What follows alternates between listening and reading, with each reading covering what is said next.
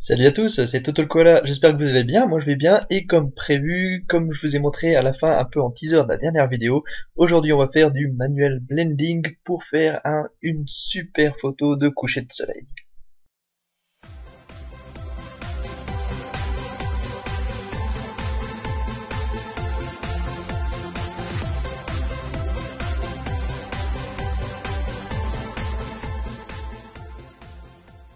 Alors salut à tous, alors merci à tous déjà de participer un petit peu dans les commentaires, etc. avec les pouces verts pour dire que vous aimez la vidéo, ça me fait vraiment plaisir, je vois la communauté qui grandit au fur et à mesure.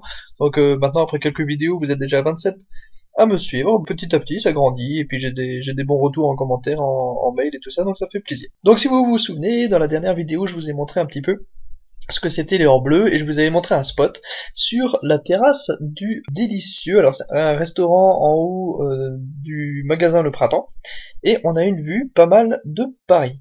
Alors ici c'est une photo que j'ai prise juste un peu avant le coucher de soleil, prise au 70-200, donc de chez Canon, à 140 mm. Alors là vous avez toutes les indications ici, hein, dans le corner, dans le coin en haut à droite, à ISO 50, donc j'étais sur un pied à un cinquantième de seconde. Donc pareil, l'utilisation du pied, ça je l'ai déjà traité dans une autre vidéo, n'oubliez pas, vous enlevez le stabilisateur, etc.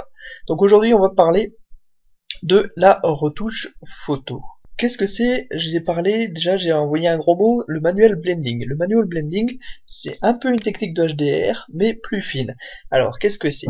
Quand vous avez une image, typiquement un coucher de soleil, où vous n'avez pas la possibilité de capter toute la gamme de lumière du plus foncé au plus clair sur votre capteur d'appareil photo, parce qu'il est limité, il peut aller d'une certaine zone de sombre à jusqu'à une certaine limite de clair. Donc vous avez un certain nombre de paliers, comme ça, de niveaux de gris intermédiaires, entre votre case la plus sombre et votre case la plus claire.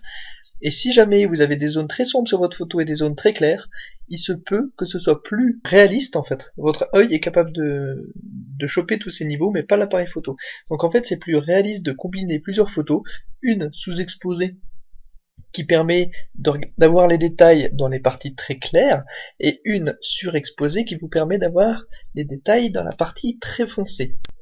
Alors je vais expliquer ça tout de suite. Alors là vous voyez, typiquement, j'ai pris une photo surexposée, donc vous voyez ici, très brillante. Donc cette fois-ci, cette photo-là, je ne m'intéresserai pas au ciel, mais je m'intéresserai au premier plan. Donc ici, tous les bâtiments devant, et ici, je n'ai pas de zone de pixels complètement noirs.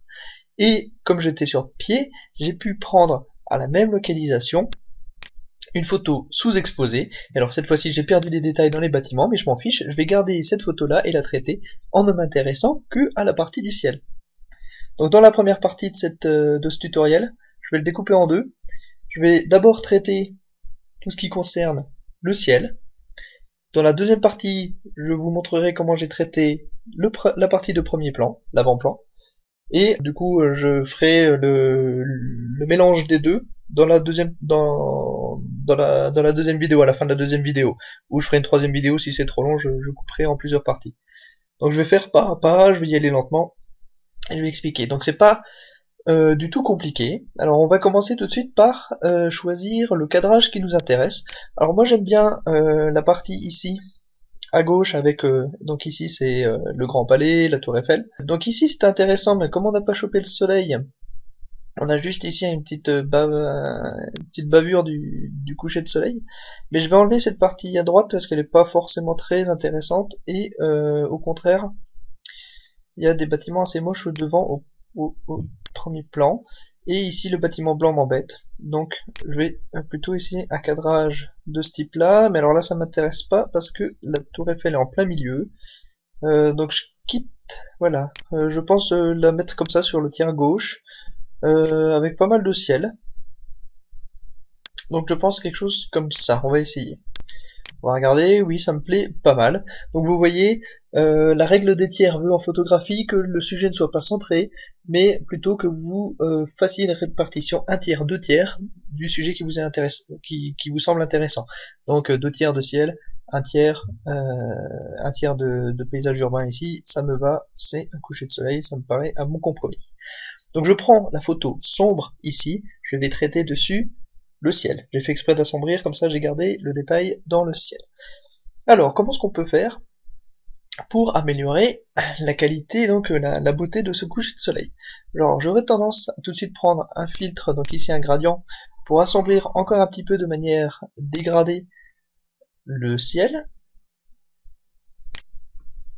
Donc ici j'appuie sur Alt et réinitialiser, donc j'ai placé mon filtre gradient et maintenant je vais jouer avec les paramètres. Donc tout est à 0.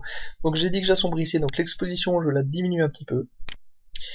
Et je vais encore exagérer un petit peu le côté coucher de soleil et je vais mettre un peu plus d'orange, donc je vais aller un peu plus ici dans la température vers les jaunes et vers les roses.